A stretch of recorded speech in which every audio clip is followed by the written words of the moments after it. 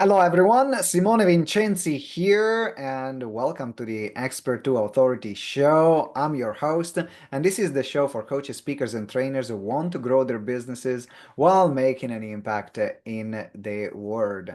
And today we have a very special guest where we're talking about the importance of understanding your persona as a public speaker.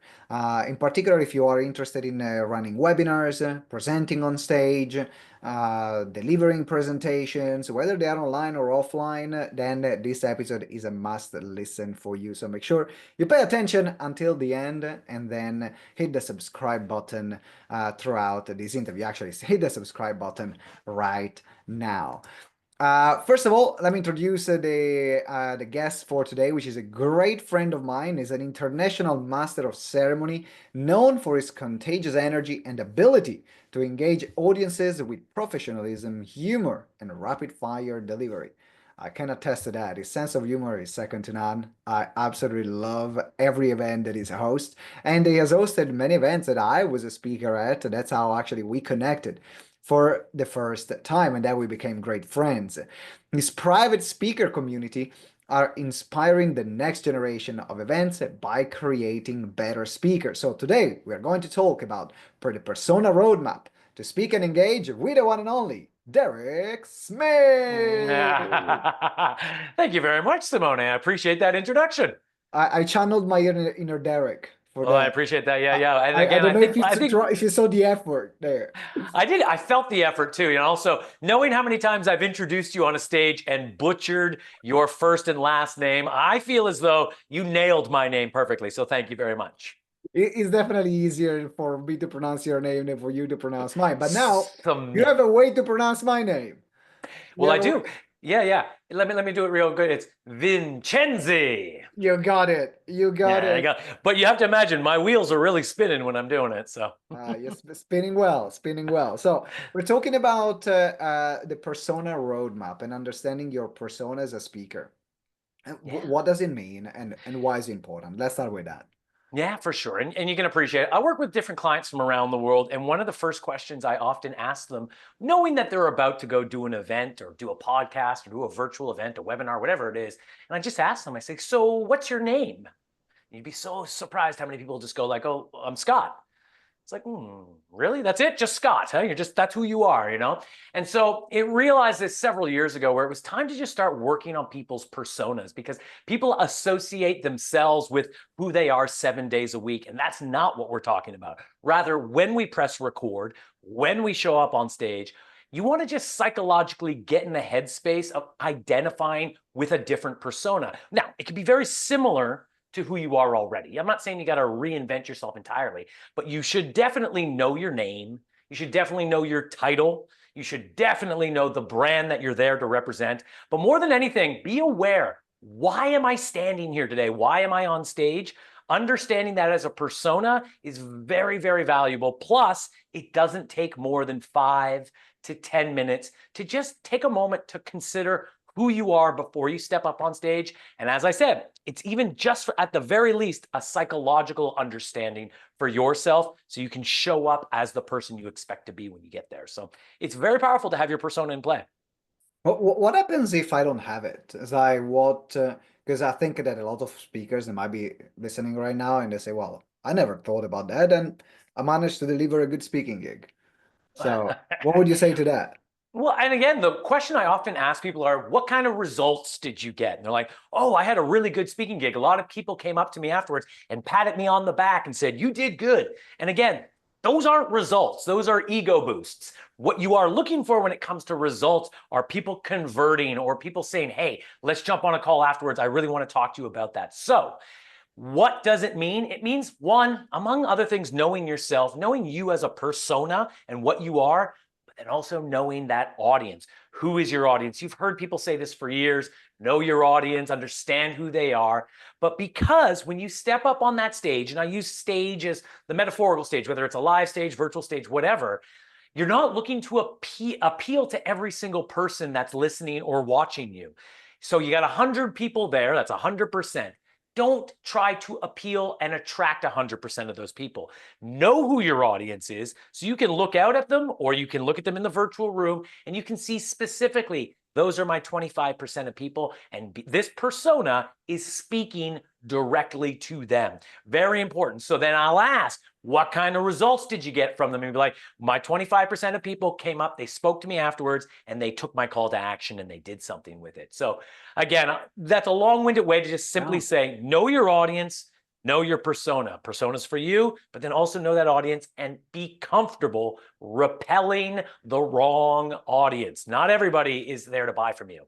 Yeah, I think you explained it really well because no, you can deliver a great presentation, but still not get the outcome that you want the audience to get. So someone might be feeling inspired, might say, "Oh my God, great presentation skills. I love that story." But ultimately, there is not something. If then you ask, okay, so what is that person about?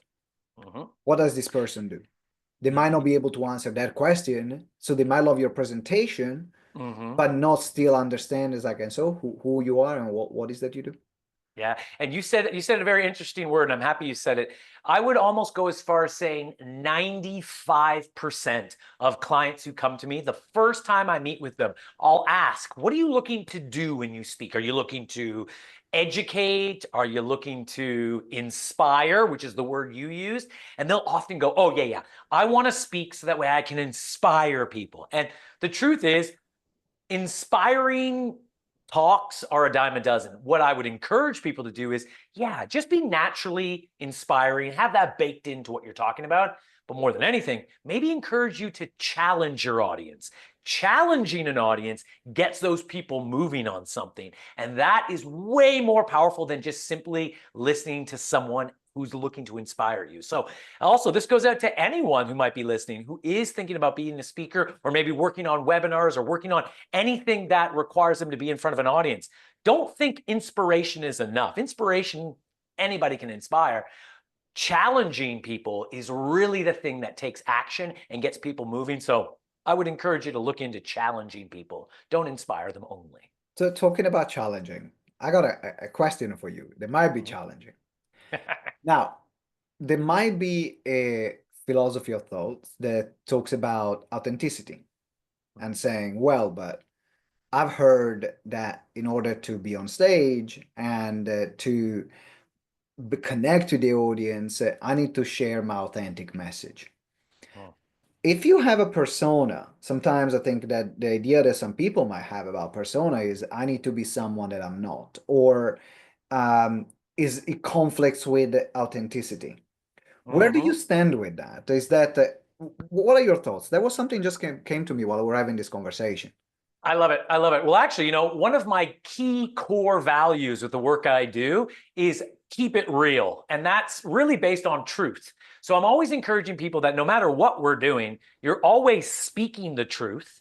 And when you're developing your persona, I'm not implying you're glossing over things or trying to embellish or exaggerate. No, just keep to the facts of what you are. But there are boundaries, especially in persona building, that means that I might be a father of two on the weekends, but right now, at this event, right now, I'm not a father of two. I'm a scientist and I'm working on this. So understanding what your boundaries that you're working within, as long as they are truthful. So again, whether it's the words coming out of your mouth or it's the psychological understanding you have about who you are, always lean into the truth, because that's where the authenticity comes in. People can sniff out a fake pretty easily. And so what I always encourage people is like, we're not here to exaggerate the numbers. We're not here to embellish. We're here to just tell the truth. And that starts with your persona, and then it leads itself out to the words that come out. And then that makes you authentic. I Does love that it. answer? I love it. Yeah, Yeah, does that answer the question? yeah, is Yeah. it kind of from what I understanding, is an extension of authenticity. Like it's authentic, but it's authentic with boundaries. It's like you are already this multiple persona. Which one are you channeling Yeah. for this particular gig to get the particular result because you are in front of this particular audience? You get it. You get it. And I'll just do one little extra for you, because one of the other aspects I like to work with on some of my clients is they often will come to me and they will say, I am, I'm a scientist, I'll say, and I'm also 40 years old and I'm a scientist. And this is sort of what their persona is when they come up to me. And I look at that as a two-dimensional persona. So what I like to do is I like to encourage the third dimension. Bringing in a third dimension to your persona could be something like, oh, and I love music. So at some point, maybe your metaphors or the stories that you're weaving in there have also a musical bit to it, thus rounding out the persona so that way it is a little bit more three-dimensional and people really get attracted to that. Oh yeah, I'm going to ask you a few more questions later because what I love to explore later as part of this interview is what are the elements of a persona, and maybe like some example also how it links to me while we are here, some of the elements that I can bring in. So that's where I Yeah. want to go. And for everyone also that is watching or listening to then make notes about, oh, these are the elements that will help me develop my persona that I'm going to bring on stage. But Okay. before we get there, I'm curious about how did you come up with this concept and what also made you passionate about the work that you are doing right now? Very nice. Appreciate it. I've been traveling for about 15 years. I'm Canadian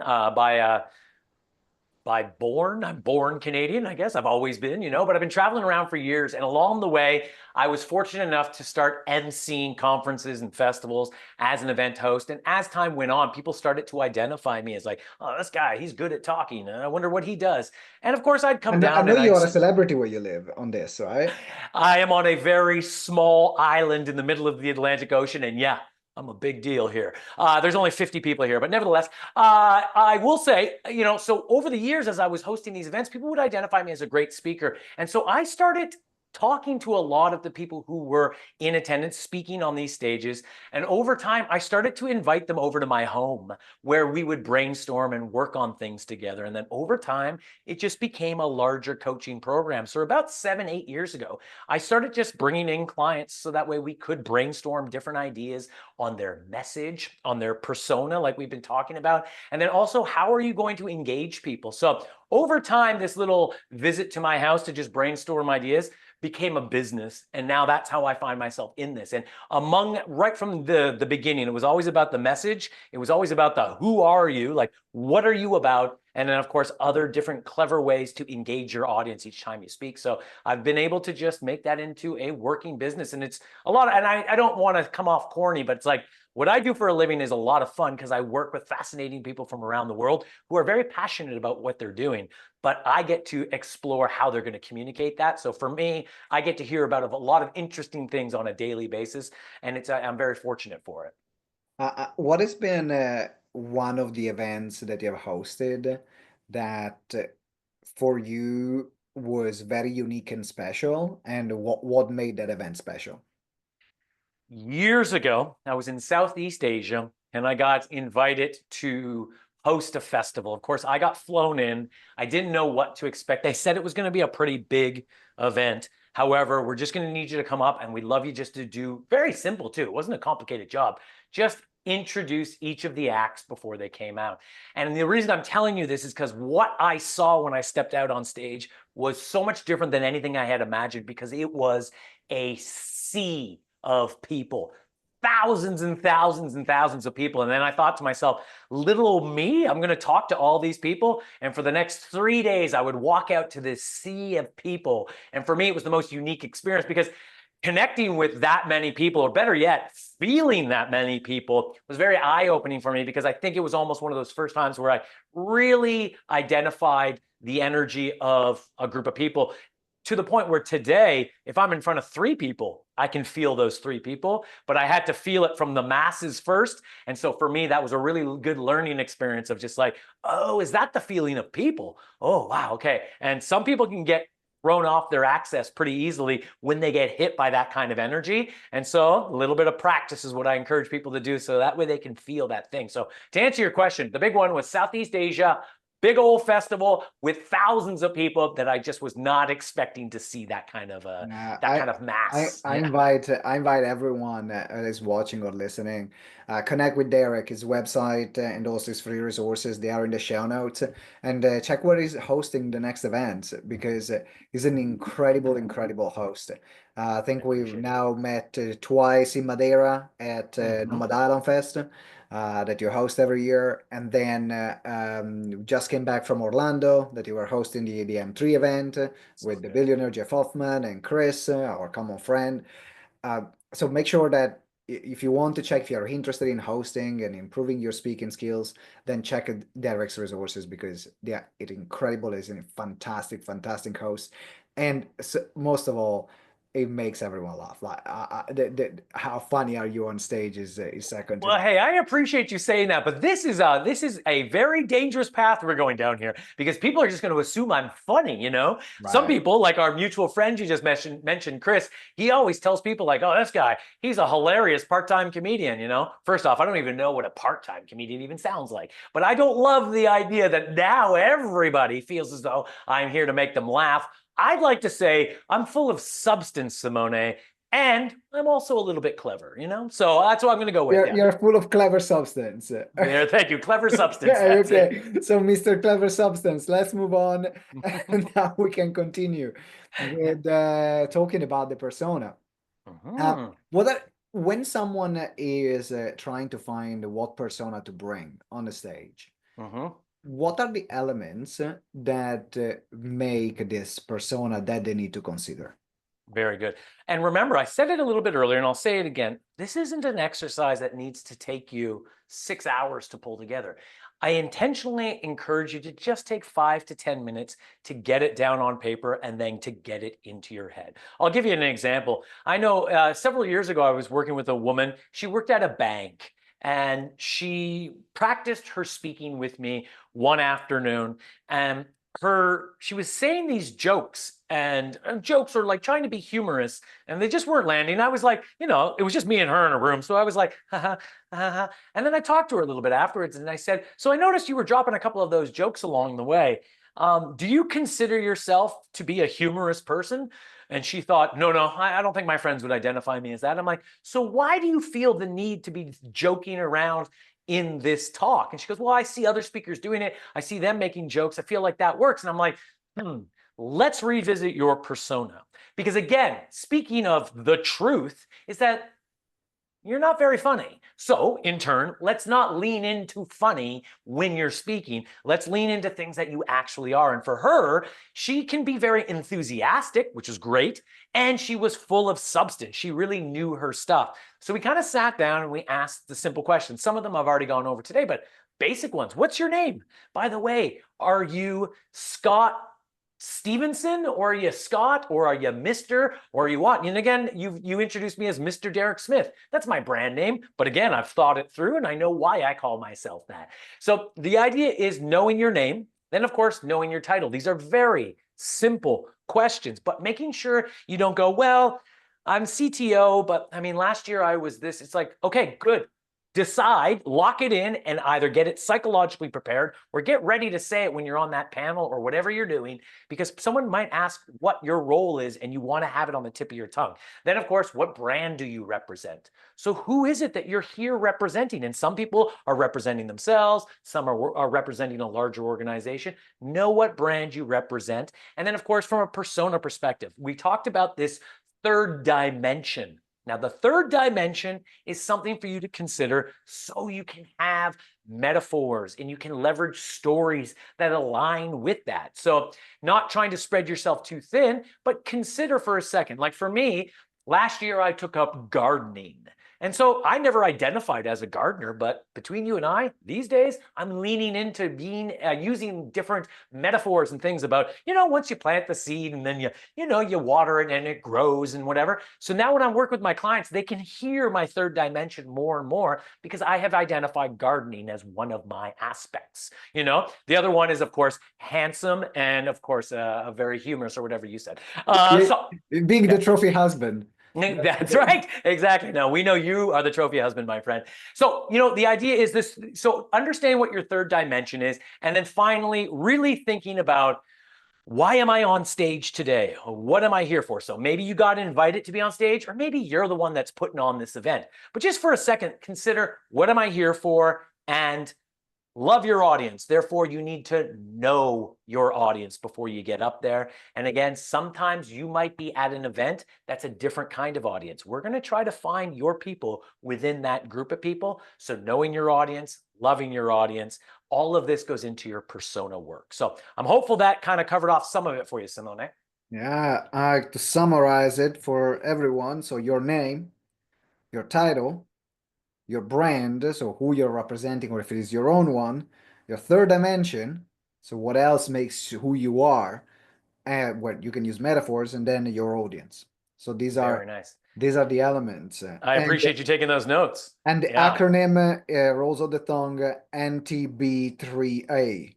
So you got N3B3A. Anyway, Well, actually, I'll say this. I lean onto one acronym in my life, which is the KISS acronym. Keep it simple, speaker. So always keep it simple. So yes, that acronym might need to use a little bit of work. I know that. The final piece of that puzzle, Simone, is that a lot of people have it in their back pocket, which also goes well with the persona work, is also knowing if you have a mission, don't underestimate the power of that mission. Now, some people go pretty broad, but usually if you have a mission that has an ambitious goal to it, people love hearing about a moving train, something that's like, I'm already doing this mission. You want to jump on and get on with me on this mission? Other than simply, saying something like, well, I'm hopeful later this year I'll be able to do it. It's like, that train is not moving. You're hopeful? No. Just lock it in and go, this year I look to help support 10,000 speakers to become incredible at what they do. It's like, okay, this guy's doing a thing already. I want to get on board with him. So understanding that a mission is also a great thing to add to your persona. Do you have other examples on clients or other situations that can help other people think about integrating other Yeah. elements of their persona into their Well, presentation? yes, definitely. What I'll do is I'll go into quickly a real story about the look of someone. I've been working with a client for a couple of years now. He's incredible. He's a very talented professional, and he's probably in his early 60s now. He's had a full career, and he is fully, when I met him, substance-based. He is dry. He's getting the message out, and he has in like a well of knowledge inside of him. And yet, when he speaks, it's just pretty hello. So what we did is we injected style into how he speaks. And I can fast forward you now. Like I said, I've been with him for a couple of years. These days, it's how he looks on stage that we really focused in on him, because he wears these really bright outfits and suits. Like, he looks different than everybody else on stage. So we know he's got the substance. He just was lacking the style for the longest time. So what we did is we focused on what he looked like. We also threw him towards working on his posture a little bit, because he was a bit hunched over and he just didn't have that real strong presence when he spoke. So again, it's just a conversation about this man knew what he had in terms of substance. He just didn't know how to engage with style. So that's what we gave him, was a little bit more style. And today he is being asked to speak at some pretty large stages. So I'm very proud of the work that he's been doing. It's been very, very good. That's I think that can get also another layer of how Mhm. can people stand out, because this is really about standing out. It's Mhm. about being different. It's about being memorable. It's about leaving the impression, a conscious impression in the audience. Like, it's the impression you want the audience to have, the impression that you want them to have about you, not just them to create a random impression. That's really what this persona works. That's right. Exactly. Yeah. No one's looking for random, but we are looking to consider attracting the right people, as we said earlier. So we don't need to get into the details, but there are certain people. If you are in front of a group of sports figures and you want to look sporty, then look sporty. It might help your persona, so that way they can be more attracted to the type of person that you are. You're not going to wear a three-piece suit necessarily. And again, every situation is different, but it goes back to, once again, knowing your audience, knowing who we are looking to target in this room. So it goes a long way to know your audience. Yeah. Yeah, I remember, for example, many people know here that are listening or watching, one of my biggest passion is basketball. I live for basketball. It's a huge part of my life. In fact, I'm really rehabbing this knee really hard so that I can go back playing. It's been almost 3 months, and Mm-hmm. I gotta go. I gotta go back. But there is just a different animal that comes out of me when I'm playing. Like, I'm scrappy. I'm a pest. I hit people. It's just like the complete different Simone that Mhm. comes from the basketball court. And so one of the work that I've been doing is to embrace also that element of my Yes. life that comes when I talk about basketball in my presentations. And so a recent presentation that I started last year at the speaker summit that we organized was starting with a basketball. And Mhm. then and as soon as I hit the stage, I slapped that basketball hard, like bam. And that's the entrance. Silence. Take the ball, spin it on my finger, and start a presentation looking at the audience while spinning the ball. That's an example of how I've introduced that dimension and then given different basketball metaphors. Bingo, exactly. And if I may, I'm thinking of some already. It's like it's strategy, it's teamwork, it's leadership, it's, all of the things that go along with, even just sports mentality, you can then leverage in the subject matter that you're about to talk about. Just always going, okay, where do I take this talk next? Oh, right. Okay, now I'll go into leadership in this front, but always leveraging the basketball element of it. So you've already nailed it, my friend, but I have no doubt that you would. But your third dimension is actually pretty clear. And in fact, I will say this, your third dimension I've been aware of since the day I met you. So it shows that your persona is in play. Because again, I've always known that Simone is an avid basketball fan. So I know this about you. So you are living your persona, which is great. Why do you think people don't do it more naturally? Like they don't lean in because it's already part of them, right? It's not something that they have to invent or make up. Mm-hmm. I mean, I think what it is to be quite honest, Simone, people like you and myself, we are, and I don't want to offend anyone, but it's like we're comfortable in our skin about who we are, so we're okay to show ourselves. Some people are feeling as though showcasing their authenticity is actually a bit nerve-wracking because they have to show themselves for the first time. That's all the more reason why when I'm working with my clients, I'm coaching them through getting them to realize like you are amazing just the way you are. And so that's what we want to see. And that's what the audience wants to be attracted to. But I think the idea is I think you and I might take for granted how easy it comes for us to just be ourselves and then just showcase the people that we are. I don't know why I'm thinking about this, but I got a feeling that let's say a con man or a criminal might have a hard time going up on stage and speaking in front of a group of people and actually getting people to be attracted to them because they're hiding behind something. And so we are trying to break those walls down as much as possible. Is there anything that you suggest to your clients to do to become more comfortable? Like if you see someone, for example, you work with someone and you identify their third dimension and you both agree on that and they have Mhm. some resistance. Is there something that the people that are right now watching or listening they could start doing to start becoming more comfortable with themselves? Yeah, and I hate to lean into it, but it would just be like somebody who's looking to lose weight. I would say go to the gym, and in this case, I would encourage you to practice. But while you're practicing your speaking and what you're doing, the main thing is just be comfortable making mistakes. Again, that is equally authentic for you to stumble over your words. Don't stumble over your words. Go, I'm sorry. While you figure out your stuff, like no, that's not authentic. That's just poor. But again, feeling comfortable to go, I made a mistake. Let me say that again. I'll say this again. And then you do it again. People love that. That's real. And they're not remembering the mistake. They're remembering the person who just pivoted and was able to improvise with what was going on. So I guess the answer to your question is practice. And when you practice, be comfortable making mistakes. And I encourage you to make mistakes. I make mistakes all the time. In fact, I think this shirt might be a mistake. But nevertheless, you understand what I mean. It's like making sure you're comfortable making mistakes and being able to pivot from them. Is there something else before we wrap up this interview that we should have said about the work on persona that we haven't said yet?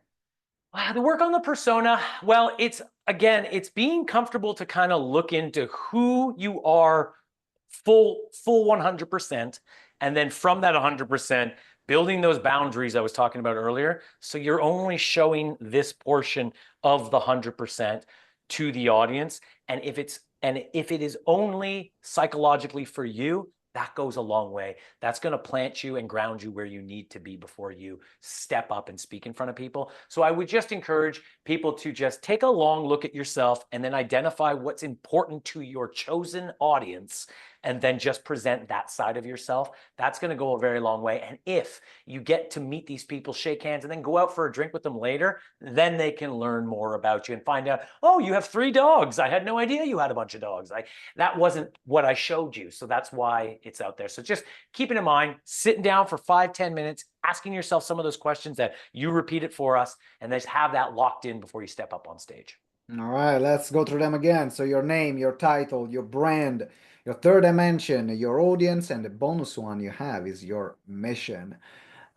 Derek, I love this interview. I think this is going to be a big game changer for anyone that is in trying to introduce an element of authenticity and uniqueness in their talks, in their webinars, in their events, whatever, even in a podcast interview. Like this can be used in any situation that requires you communicating. I can see this extending to your written content as well. Like, it is part of your brand, it's part of who you are, it's part of your communication. So if people want to practice in the right way, they say, actually, I love to get some help because I know, first of all, can you give a bit of an overview also the services and other ways in which you help speakers? Because one is definitely the persona, and what's beyond that, and how can people reach out to you? That's it for sure. Like I said, keep it simple, speaker. I keep everything pretty simple in my world. It's message, it's persona, it's engagement, as we mentioned earlier. And the way I do that is I offer people one-on-one coaching calls like we would do in a room like this, but also I offer weekly brainstorm sessions where we come in, we specifically hash out the details, but the key piece of the puzzle, every single week you have a practice session. You come in, you do 5 minutes or less. You come in, you collect feedback. We usually do hot and cold feedback, meaning, hey, this hot feedback, this is what I really liked about what you did. Here's some cold feedback, but we can always warm this up and change this. So long story short, it's coaching, it's brainstorming, and it's weekly practice. That's how people work in my world. And I mean, again, I'm flattering myself, but my clients keep coming back because they always have something new to work on. And I'm very proud of the work that we do over here. And you got some free resources as well? Tons of free resources. Yeah. And in fact, you can take a peek at mrdereksmith.com. And like you said, you're going to drop it in the show notes, but right on the homepage, we got the free resources right there so people can just check in, including an online course in case you have the time. It's a 90-minute course. You go in there. This speaker persona work we've been talking about today is mapped out clearly for you. So I just encourage you to go on there and just download the course. You'll be able to get your speaker persona mapped out very quickly. So mrdereksmith.com. That's where you can find the training and also the other incredible resources. And if you're looking to improve your speaking skill, then make sure you reach out to Mr. Derek Smith himself. As I mentioned, he's brilliant. He's a great friend of mine. We've been now knowing each other for a number of years. That's like 4 years. Yeah, 4 years. Time flies. Yeah. Time flies, and I cannot wait to experience more and more events together as well. So Absolutely. Make sure you reach out, connect, and follow Mr. Derek Smith. All his contacts and details are in the show notes, so you can scroll down and check them right now. Derek, thank you very much for being on the show. It's been an absolute pleasure. Absolutely, Simone. Thank you so much for having me. Enjoy the rest of your day, and I look forward to seeing you on a stage very soon. All right, everyone. Thank you for watching. Thank you for listening. 2 more things. One, make sure you subscribe if you haven't subscribed yet. This is really important. And the second thing is to give us a 5-star review, a really good 5-star review. They are great for the speaker, for our guest. They are great for the show, and they're great for my ego. So make sure you give this. I want 6 stars on this one, guys. I want 6 stars. My ego is gonna be up there. Until next time, remember that together we grow exponentially. Ciao, everyone. Thank you.